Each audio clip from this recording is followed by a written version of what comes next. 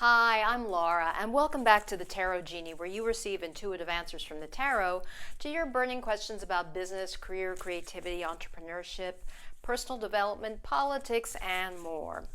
My second video for this week, the theme is that we're going to ask the tarot, how do you get your mojo back? That, is a situation, a problem, a challenge that many people face, how to get their mojo back. It's easy to fall into a slump and just become jaded for a variety of reasons, whether it's in your job or in a relationship or in any type of endeavor with which you are involved. If you just go day in and day out, it sort of becomes monotonous. It can become monotonous, and we want to get out of that. I feel like my purpose in life, which I have wrestled with, and one teaching is that what you came here to do is something that is not necessarily easy, but it is what you are driven to do. And I always felt that life should be easier, life should be joyful, should not be monotonous, should be exuberant. And that's what my spiritual coach, Carol DeRay, talks about all the time. She says, the bliss is the quest. You want to be in a high vibration all the time, but it's as much as you can. I mean, granted, challenges will come our way, and life has many of them, but as often as possible, staying in the bliss is what we're after. And I will admit that I've been really challenged by this whole COVID-19 situation. It's really gotten me down at times. I've been concerned. Fortunately, I don't have any immediate family or friends affected yet, but I have a couple of degrees of separation where I know of people who've come down with the illness, indirectly know people who have died from the illness. And it's just between that and the toll on the economy, I'm an empathetic type of person, and it just really drags down my spirit. So I thought, as far as this week's inspirational, motivational topic, I would address the issue of how to get your mojo back. And the significator card representing this theme I chose today is the Four of Cups. Why? Well, the Four of Cups the image shows this, appears to be a young man who is sitting cross-legged under a tree. He's got his arms crossed as well, crossed legs, crossed arms, suggesting resistance. And he's got three cups in front of him, and cups deal with feelings and emotions, the issues of the heart. And we see this little kind of angelic hand coming out of the ethers with this little cloud, and it's presenting a cup. But this young man appears to have lost his mojo. He's just feeling jaded. He really doesn't want to even look up for opportunities, one of which is basically right in front of him. But he feels too jaded to even look up. He's just out of it. He has definitely lost his mojo. So we want to find out today from the tarot, how do we go from this to this, the Magician? And the Magician is one of my favorite cards, not only because I just love the image here of this person who is connecting heaven with earth, as above, so below, but he has all the tools of the tarot, the cups, the coins, the swords, and the wands. Basically, this person, the Magician, is highly skilled, has tremendous capabilities. He also reminds me of, he's in front of a beautiful garden, so tapping into the beauty of the earth. Arching over him as well is the garlands of roses. And we, of course, see this beautiful illuminated sunlight, suggesting someone who is really highly skilled, perhaps a genius of sorts, etc. So I love this card. And so we want to be able to get, whoops, I just dropped the Mojo card. Four of Cups, sorry about that. From this to the Magician, where we're full on, ready to use all our capabilities, all our innate skills. And a book related to this, I will just say I've read about a third, maybe 40% of this book, and it's called Legendary by Tommy Breedlove. And it's a good overview. Basically, the purpose of this is it's addressed to the average person. Of course, we're not all going to be legends like Michelangelo, artists, Leonardo da Vinci, or in the sports realm, whether it's Tom Brady. That name only comes to mind because I heard that spoken today.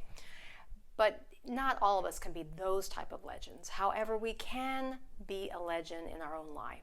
affecting our immediate sphere of influence, our family, our friends, etc. And so Tommy Breedlove shares in this book, and I've read, as I said, about 40%, but I also heard about this book because he was interviewed on a podcast. It's called 48 Days by Dan Miller. It's an excellent podcast for anyone who has experienced frustration with their work or is a aspiring entrepreneur. 48 Days is an excellent podcast. So Dan Miller interviewed Tommy Breedlove, and he talked about his book. And in a nutshell, he experienced a very challenging childhood with a lot of violence and just difficult situations. Rose to become a tremendous success as an entrepreneur. Not as an entrepreneur, in the financial realm, in a company. Did very well, was making a lot of money, and then just one day kind of hit his personal bottom and realized he wasn't where he wanted to be. And so this book is about how he evolved out of that situation, rose from that situation, and the types of tools and techniques he used, some of which I'm sure you've heard of. They include gratitude, etc., gratitude journal, and a variety of practices that he's culled together from numerous sources. But I think it's really nice, down-to-earth sharing a story of someone who we could probably all relate to, I think. So check into that book. My music selection today I have not finalized. It could be anything. There's a number of songs about getting your mojo back. There's something, I think, a blues song by Muddy Waters. So I will take a look and see which one I just kind of resonate with today. So we're going to ask, how do we get out of a slump? How do we get our mojo back mentally, physically, and spiritually? What can we do mentally, physically, and spiritually for this coming week and in the coming months, hopefully? I especially wanted to address it this week if you're feeling down in a slump, as I kind of felt. It's very here in my area, it's been overcast since yesterday, so it's been a bit of dreary weather, but that may have contributed to my feeling a little bit out of having lost my mojo. So let's see what the tarot says. I'll be selecting 3 cards, and how do we get our mojo back mentally, physically, and spiritually? All right, going to lay the cards face down as always. Right, mentally, what is advised? The Emperor reversed. Interesting. The Emperor reversed is a major arcana card. Now, when upright, we can see here, we have the image of an individual who obviously, it's the Emperor, so it's a strong leader, and a person who is a strong leader or in a position of leadership, high leadership. And as you can see here, one thing that jumps out at me every time, it's the number 4 in the major arcana, and 4s deal with structure. If you're talking about numerologically, deal with setting up a structure, and you just see that he's on this stone throne. He's in a suit of armor. He's looking a little bit, it looks to me, to his right, almost askance at something, but he's almost like he's set in stone about his opinions. His white beard suggests someone who's older, so he's gone through his life experiences. And so it's this strong leader type, someone who has a lot of authority. Now, given that it's reversed, and we are asking the question from a mental perspective, mentally, what do we need to think about? The Emperor reversed to be able to get our mojo back. I believe what it's saying here, and what also pops out at me is red robe. And red to me always represents passion, fiery energy.